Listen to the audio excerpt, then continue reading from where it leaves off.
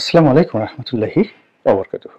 সম্মানিত দর্শক, বাংলাদেশের রাজনীতিতে ভিন্ন মত, পরস্পরের সঙ্গে দ্বন্দ্ব, সংঘাত, হানাহানি এটি চিরায়ত। মানে 2025 সনে যা কিছু হচ্ছে এটি নতুন কিছু নয়, বরং অতীতে যে মারামারি, কাটাকাটি, হানাহানি হয়েছে তার চাইতে বর্তমানে তুলনামূলকভাবে অনেক অনেক কম হচ্ছে। এক সময় যখন শান্তি ছিল, এমনকি এরশাদ জমানাতে কিংবা বিএনপি জমানাতে কিংবা আওয়ামী লীগ জমানাতে, যখন গণতন্ত্র ছিল, ধরুন আওয়ামী লীগের 2013 সনের সরকার যে সময়টিতে ছিল, সেই সময়টিতে মোটামুটি দেশে একটা গণতান্ত্রিক পরিবেশ ছিল।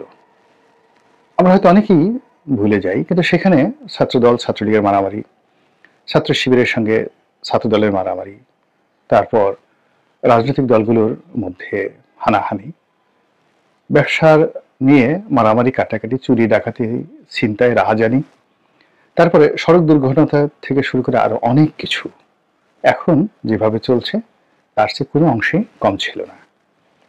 কিন্তু যে বিষয়টি ছিল বা গণতান্ত্রিক পরিবেশে যে বিষয়টি থাকে সেটি হলো সমাধানের অনেকগুলো পথ থাকে, আশ্রয় নেওয়ার অনেকগুলো জায়গা থাকে, বিচার বিভাগ থাকে, রাজনৈতিক নেতৃত্ব থাকে। ফলে মানুষের জীবনে যে চিরায়ত যে ঘটনাগুলো ঘটে সেই ঘটনা নিয়ে রাতারাতি তারা একটা, যাকে বলা হয়, সমাধানের পথে যেতে পারে। আর এখন একটি অগণতান্ত্রিক যে পরিবেশ, সেই পরিবেশে মূলত ক্ষতিটা যে কোত্থেকে হচ্ছে, কার মাধ্যমে হচ্ছে, কোথায় হচ্ছে, আমরা সেটা জানি না। অজানা একটা আতঙ্ক। যেমন দিনের বেলা আপনি না খেয়ে আছেন, সেটার যে বেদনা, আর রাতের বেলায় না খেয়ে আছেন সেটির বেদনা অন্যরকম। কিংবা ধরুন আপনি খুবই ক্লান্ত, ক্ষুধার্ত, বিধ্বস্ত, কিন্তু আশেপাশে জনগণ আছে, লোকজন আছে, কিন্তু গভীর জঙ্গলে বা মরুভূমিতে আপনি একা, নিঃসঙ্গ। তখন আপনার এই যে কষ্টগুলো, জনারণ্যের যে কষ্টগুলো, সেই কষ্টগুলো কয়েক লক্ষ গুণ বেড়ে যায় এবং আপনাকে ধীরে ধীরে কবরের দিকে নিয়ে যায়। তা আমাদের এই সমাজের যে শুনশান নীরবতা, এই শুনশান নীরবতা মানুষের জীবনে ভয়াবহ অবস্থা তৈরি করে ফেলেছে। ছিনতাই সবসময় ঢাকা শহরে হতো, কিন্তু এখনো ছিনতাই হচ্ছে। তো যখন গণতান্ত্রিক পরিবেশ থাকে, থানা পুলিশের টহল থাকে, তখন মানুষের আস্থা এবং বিশ্বাস এমন পর্যায়ে থাকে যে মানুষ গভীর রাত পর্যন্ত তারা হেঁটে বেড়ায়। আমি নিজে এই ঢাকা শহরে একেবারে আওয়ামী লীগের শেষ জমানাতে, বলতে গেলে জুলাই মাসে যখন গুম হওয়ার ভয় ছিল, খুন হওয়ার ভয় ছিল, তখনও এই অফিস থেকে হেঁটে হেঁটে রাত্রি 10টার সময় আমি আমার ধানমন্ডির বাসায় গিয়েছি। অফিস থেকে বের হয়ে হাইকোর্টের সামনে দিয়ে, তারপর ইঞ্জিনিয়ারিং ইনস্টিটিউটের সামনে দিয়ে শাহবাগ দিয়ে এলিফ্যান্ট রোড, এবং এলিফ্যান্ট রোড দিয়ে সায়েন্স ল্যাবরেটরি হয়ে ঢাকা কলেজ, এবং ঢাকা কলেজের গলির ভিতর দিয়ে ঢুকে তারপরে আমার বাসা। তো রাতে 10টার সময় যে একা একা গিয়েছি, আমার হাতে একটা ঘড়ি থাকতো, দুটো মোবাইল সবসময় থাকতো, হাতে একটা ব্যাগ থাকতো, একটা ছোট ল্যাপটপ, আইপ্যাড থাকে। তো এই জিনিসগুলো যে কোনো মানুষ যদি চুরি চামারি করতে চায়, ছিনতাই করতে চায়, তার জন্য এটা কোনো বিষয় ছিল না। কিন্তু আমার মনে কোনো আতঙ্ক কাজ করেনি। কিন্তু এখন মূল ব্যাপার হলো যে আমি দিনের বেলায়ও একাকী কোনো নির্জন রাস্তায় হাঁটাচলা করা নিরাপদ মনে করি না। এই যে আমার যে মনস্তাত্ত্বিক অবস্থা, এটি অন্যান্য মানুষের জীবনে কিন্তু আরো বেশি, অনেক অনেক বেশি। দ্বিতীয়ত, একটা সময় থানা, পুলিশ, প্রশাসন, এদেরকে রাস্তায় আমরা যেভাবে অ্যাক্টিভ দেখতাম বা তাদের কাছে সহযোগিতা পাওয়া, সেটা যতটা সহজ ছিল, এখন কেন জানি মনে হচ্ছে যে তারা কেউ কারো অনুগত নন। আপনি পুলিশকে একটা টেলিফোন করাবেন, ওসি সাহেব এসপি সাহেবের কথা শুনবেন, এসপি সাহেব এমপি সাহেবের কথা শুনবেন, ডিসি সাহেব সচিবের কথা শুনবেন, সচিব মন্ত্রীর কথা শুনবেন। এরকম একটা চেইন অফ কমান্ড এখন না থাকার কারণে সরকারি অফিসগুলোর সাথে মানুষের যে অ্যাডাপশন এবং সংযোগ, সেগুলো নষ্ট হয়ে গেছে। আর এ সকল নষ্ট হয়ে যাওয়ার কারণে মানুষ প্রতিটি মুহূর্তে নিঃসঙ্গতা বোধ করছে, আতঙ্ক অনুভব করছে। এবং বড় বড় মানুষ, ধরুন একজন পুলিশের আইজি, একজন সেনাবাহিনীর প্রধান, কিংবা একজন মন্ত্রী, একজন এমপি, যারা এই দেশটিকে 10 বছর 20 বছর ধরে চালিয়েছেন বিভিন্ন পর্যায় থেকে, এই সময়টিতে এসে সব দলেরই, বিএনপি, জামাত, আওয়ামী লীগ থেকে শুরু করে জাতীয় পার্টি, সব দলের মধ্যেই একটা হই হই রই রই অবস্থা নয়, ঠিক একটা হাহাকার। এটা কি হলো, এখন কি হবে, অমুকে তো পালালো, আমার কি পালানোর সময় হয়েছে, ইত্যাদি আরো অনেক কিছু।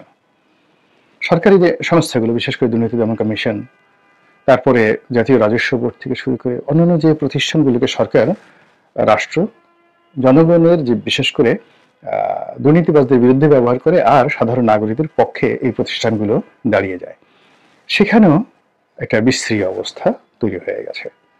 এবং এর ফলে কি হলো, নির্বাচন হলে কি ভালো হবে, না হবে না, গণতন্ত্র কবে আসবে কি আসবে না, বিএনপি হলে ভালো হবে না জামাত হলে ভালো হবে, আমরা কি তালেবান রাষ্ট্রের দিকে এগুচ্ছি, বাংলাদেশ কি আফগানিস্তান হয়ে যাচ্ছে, এখানে ডোনাল্ড ট্রাম্প কি করবেন, নরেন্দ্র মোদী কি করবেন, শেখ হাসিনা কবে ঢুকে পড়বেন টুস করে, বেগম জিয়া আগামীতে তিনি কি সুস্থ হয়ে বাংলাদেশে এসে রাজনীতির হাল ধরবেন, প্রধানমন্ত্রী হবেন, নাকি তিনি এই যে গেলেন এটি -2 এর ফর্মুলা বাস্তবায়ন হয়ে গেল, ইত্যাদিতে অনেক কিছু। এর বাইরে রাজনৈতিক নেতাদেরকে নিয়ে মানুষের যেমন আশঙ্কা থাকে, তারপরে আতঙ্ক থাকে আর আশা থাকে, আমি অমুককে পছন্দ করি না, আবার অমুককে পছন্দ করি। প্রথম দিকে যেমন বিএনপিকে নিয়ে খুব আশাবাদী হলো মানুষ, তারপরে জামাতকে নিয়ে আশাবাদী হলো, এরপরে এখন বলতেছে না জামাত তো এই অল্প সময়ের মধ্যে তারা যে কর্মকাণ্ডগুলো করছে, মাই গড, তারা যদি ক্ষমতায় যায় তাহলে তো এদের দাপটে থাকাই যাবে না, এবং তারা মাহফিলের নামে যে চাঁদাবাজি করছে বা চাঁদা কালেকশন করছে, মানে জামাত যেভাবে একটা অলি আল্লাহর দলের মতো নিজেদের একটা ভাবমূর্তি গড়ে তুলেছিল, দেখা গেল এক বিএনপির যে নেত্রী পাপিয়া সৈয়দা আশরাফ পাপিয়া, জামাত সম্পর্কে তার একটি বক্তব্য এখন সামাজিক মাধ্যমে রীতিমতো ভাইরাল। তিনি এই জামাতের চাঁদাবাজি নিয়ে, তাদের যে বাড়াবাড়ি নিয়ে, খুন খারাপি নিয়ে যে বক্তব্য দিয়েছেন, ওটা মোকাবেলা করার মতো ভাষা জামাতের কোনো নেতার নেই। সারাদিন আজহারী সাহেব ওয়াজ করলেও পাপিয়ার বক্তব্য যেভাবে ভাইরাল হয়ে পড়েছে, ওই ভাইরাল বক্তব্য সামাল দেওয়া সম্ভব নয়। কিংবা ধরুন প্রবাসী সাংবাদিক সেই শাহেদ আলম, তিনি প্রতিদিন ফেসবুকে জামাত সম্পর্কে যে সকল বক্তব্য দিচ্ছেন, লেখা লিখছেন বা ডকুমেন্ট তিনি দিচ্ছেন, জামাতের চাঁদাবাজি, জামাতের কর্মকাণ্ড, এতে করে জামাতের যে ইমেজ মারাত্মকভাবে কিন্তু ড্যামেজ হয়ে যাচ্ছে, এবং সেই ড্যামেজের যে জায়গা সেটা রিপেয়ার করা কোনো অবস্থাতেই জামাতের পক্ষে সম্ভব নয়। ফলে জামাত ধীরে ধীরে অসহায় হয়ে পড়ছে। এখন জামাত যেহেতু দুর্বল হয়ে গেছে, জামাতের যে সকল উইংস রয়েছে তারা এবং অন্যান্য যারা সাধারণ লোক, তারাও বিএনপির বিরুদ্ধে মুখ খুলছেন। জনপ্রিয় যারা ইউটিউবার রয়েছেন, যাদের কোটি কোটি ভিউ রয়েছে, পিনাকির মতো মানুষ, তো তারা প্রথমে অপ্রকাশ্যে, এখন প্রকাশ্যে যে সকল প্রশ্ন বিএনপি সম্পর্কে সামনে তুলে ধরছেন এবং যে সকল কথাবার্তা বলছেন, এতে করে ভীষণ রকম একটা বিভক্তি, রাজনীতির অঙ্গনে একটা বিভক্তি তৈরি হয়েছে এবং বিএনপির জন্য বোঝা হয়ে পড়েছে। এরপর অন্যান্য যারা আছেন তারাও একসময় বিএনপিকে সাপোর্ট করতেন, কিন্তু তারা এখন বিএনপিকে সাপোর্ট করছেন না, দেশের ভিতরে এবং বাইরে। আর বেশ কয়েকজন আওয়ামী বুদ্ধিজীবী, আওয়ামী ইউটিউবার, আওয়ামী বক্তা, তারপরে জামাতি বক্তা, তারা এমন সব বিএনপি সম্পর্কে প্রশ্ন সামনে নিয়ে এসেছেন, যেই প্রশ্নগুলোর জবাব দিতে গেলেও বিপদ, আর জবাব না দিলেও বিপদ। যেমন বিএনপির দুর্নীতি নিয়ে, বিএনপির যাকে বলা হয় যে কোনো একটা বক্তব্য নিয়ে বিএনপি বলছে কিংস পার্টি করা যাবে না। এখন তারা বলছে, জামাতের যারা লোকজন রয়েছেন ইউটিউবে, যে বিএনপি তো একটা কিংস পার্টি, তারা তো ক্ষমতায় থেকে দল গঠন করেছে। তারপরে তারা বলার চেষ্টা করেছে যে এই যে বিপ্লবের যারা লোকজন রয়েছে, এরা কোনো অবস্থাতে বিএনপির হাতে নিরাপদ না। অর্থাৎ কর্নেল তাহেরকে যেভাবে ফাঁসিতে ঝুলানো হয়েছিল এবং বিপ্লবকে প্রেসিডেন্ট জিয়াউর রহমান ওন করেছিলেন, অথচ তাদের বক্তব্য অনুযায়ী এই বিপ্লবের সঙ্গে, এমনকি 15ই আগস্টের কোনো ঘটনার সঙ্গে অথবা পরবর্তী কর্নেল তাহেরের যে বিপ্লব, সিপাহী জনতার বিপ্লবের সঙ্গে জিয়াউর রহমানের কোনো রকম অংশগ্রহণ ছিল না, তিনি কারাবন্দী ছিলেন বা গৃহবন্দী ছিলেন। তো সেই অবস্থায় তিনি জীবনের ঝুঁকিতে ছিলেন, সাধারণ জনতা তাকে জাস্ট উঠিয়ে এনে নেতা বানিয়ে দিয়েছে, এবং তিনি যখনই ক্ষমতা হাতে পেয়েছেন সঙ্গে সঙ্গে বিপ্লবীদের বিরুদ্ধে তিনি অবস্থান নিয়েছেন। একইভাবে 15ই আগস্টের মেজর ডালিম বলেন, অন্যান্য যে সমস্ত লোকজন বলেন, তারাও এই সময়টিতে বিএনপির বিরুদ্ধে উঠে পড়ে লেগেছেন। প্রায় সবাই বিএনপির বিরুদ্ধে কথাবার্তা বলছেন, এবং এই কথাবার্তার জবাব দেওয়া, বার্গেনিং করা সম্ভব নয় এবং উচিত হবে না। কিন্তু আলটিমেটলি কিন্তু রাজনীতিতে যে বিএনপির যে অবস্থান, সেই অবস্থানগুলো প্রশ্নবিদ্ধ হচ্ছে এবং জনগণের মন বিরূপ হয়ে গেছে। তাহলে বোঝার চেষ্টা করুন যে আওয়ামী লীগের গত 15 বছরে যে কুকর্ম, সেই কুকর্মের কারণে বিএনপির শাসন আমলের 2001 থেকে 2006 সনে মানুষের যে ক্রোধ ছিল, ক্ষোভ ছিল এবং বিএনপির দুর্নাম বদনাম ছিল, সেই জিনিসগুলো মানুষ ভুলে গিয়েছিল। হঠাৎ করে এই সময়টিতে এসে 2025 জানুয়ারিতে এই বিষয়গুলো আবার সামনে আনা হচ্ছে এবং খুবই কৌশলে। এবং আরো আশ্চর্য ব্যাপার হলো যে 11-র সময় যে সকল বিএনপি নেতা জেলখানাতে ছিলেন, সে সকল নেতারা সেই ডিজিএফআই এর কাছে, সেনাবাহিনীর কাছে, পুলিশের কাছে যে সকল স্বীকারোক্তি দিয়েছিলেন, সেই ওবায়দুল কাদেরের মতো করে, সেই সকল স্বীকারোক্তি এখন সামনে চলে আসছে। এবং চলে আসার কারণে কি হলো, আগে আমরা খুব গর্ব করে বলতাম যে দেখো বিএনপির এই লোকগুলো কত ভালো। শেখ সেলিমকে জাস্ট একটু হুমকি ধামকি দেওয়া হয়েছে, সে গড় গড় করে শেখ হাসিনার বিরুদ্ধে কথা বলে গেছে, ওবায়দুল কাদের বলেছে, আব্দুল জলিল সাহেব বলেছে, কিন্তু সেই তুলনায় বিএনপির যারা লোকজন তারা তো কিছুই বলেনি।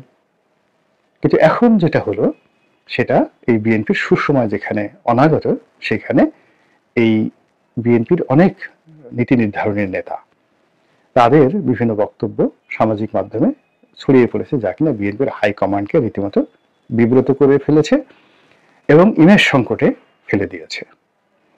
তাদের অর্থনৈতিক জীবন, তাদের ব্যক্তিগত জীবন, তাদের সেক্সুয়াল যে লাইফ, তাদের দাম্পত্য, মানে বিএনপি অনেক নেতাদের এই বিষয়গুলো যখন সামনে চলে আসছে, তখন সঙ্গতকালীন একটা অস্বস্তিকর পরিবেশ তৈরি হয়েছে। কারা করেছে, কিভাবে করেছে, কেন করছে, এই বিষয়গুলো হয়তো যারা রাজনৈতিক দল তারা বুঝবেন। এবং এখন বিএনপিকে নিয়ে যে খেলাধুলা হচ্ছে, আর কদিন পরে জামাতকে নিয়ে এই জিনিসগুলো কিন্তু তৈরি হয়ে যাবে।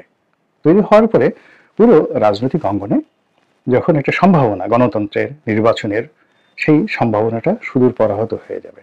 মানুষ তখন বলবে এবং আলটিমেটলি বলা শুরু করেছে যে থাকুক না ডক্টর মোহাম্মদ ইউনূস, আরো 5 বছর ক্ষমতায় থাকুক। তো থাকলে কি হবে, যারা এই ক্ষমতার লোভে লালায়িত, ক্ষমতার তৃষ্ণায় যারা পিপাসার্ত, ক্ষমতা লাভের জন্য যারা ক্ষুধার্ত, তারা উন্মাদ হয়ে যাবে, পাগল হয়ে যাবে, সাধারণ জনগণ তার কিছুই হবে না। এই কথাগুলো সামাজিক মাধ্যমে বলা বলি শুরু হয়েছে, যেটা ডিসেম্বর মাসে হয়নি, জানুয়ারি মাসে প্রবলভাবে এই কথাগুলো কিন্তু বলা হচ্ছে। এবং এইগুলো যত বেশি বলা হবে ততই বেশি ডক্টর মোহাম্মদ ইউনূসের গদি শক্তিশালী হবে। সামরিক শাসন বলেন, 111-এর সেনা সমর্থিত শাসন বলেন, আমলাতান্ত্রিক শাসন বলেন, কিংবা দীর্ঘমেয়াদে ডক্টর মোহাম্মদ ইউনূসের টিকে থাকা বলেন, অথবা দেশের যত ক্ষয়ক্ষতি বলেন, সেটা ঘটুক না, কিন্তু পাবলিক যেটা হচ্ছে সেটা হলো পাবলিক সরাসরি নিজের ব্যক্তিগতভাবে ক্ষতিগ্রস্ত না হওয়া পর্যন্ত পাবলিক কিন্তু জনপ্রিয় বিষয়ের সঙ্গে রেসপন্ড করে। অর্থাৎ যে সকল গুজব হয়, তারপরে যে সকল তামসা হয়, যে সকল অনার সৃষ্টি হয়, পাবলিক কিন্তু এগুলো খুব এনজয় করে। এই যে ছাত্ররা মারামারি করছে, যারা সরাসরি এর দ্বারা ক্ষতিগ্রস্ত হচ্ছে, ধরেন আপনি ওই এলাকাতে যেতে পারছেন না, কিংবা আপনার দোকান বন্ধ, বা আপনার একটা ক্ষতি হলো, একমাত্র আপনি কান্নাকাটি করবেন, বাকি হাজার হাজার মানুষ তারা কিন্তু দাঁড়িয়ে দাঁড়িয়ে তামসা দেখবে এবং বলবে ভালোই হচ্ছে, এটা মারামারি দেখতে ভালোই লাগে, এটা শরীরকে বেশ উত্তেজন সৃষ্টি করে, আবার কবে হবে মারামারি, কবে হবে। এবং গ্রাম অঞ্চলে আমরা ছোটবেলায় দেখেছি যে দুই পরিবারের মধ্যে ঝগড়া লাগতো বা দুই গ্রামের মধ্যে ঝগড়া লাগতো, ছোট ছোট শিশুরা এই ঝগড়া যেন দীর্ঘমেয়াদে থাকে, তারা গিয়ে সিকা নাড়তো। তাদের মধ্যে একটা প্রচলিত ধারণা ছিল যে সিকা নাড়ানো হলে ঝগড়া বন্ধ হয় না। তো সিকা হলো ওই যে পাটের তৈরি বা বিভিন্ন দেখা গেল অনেকে ওই কলার যে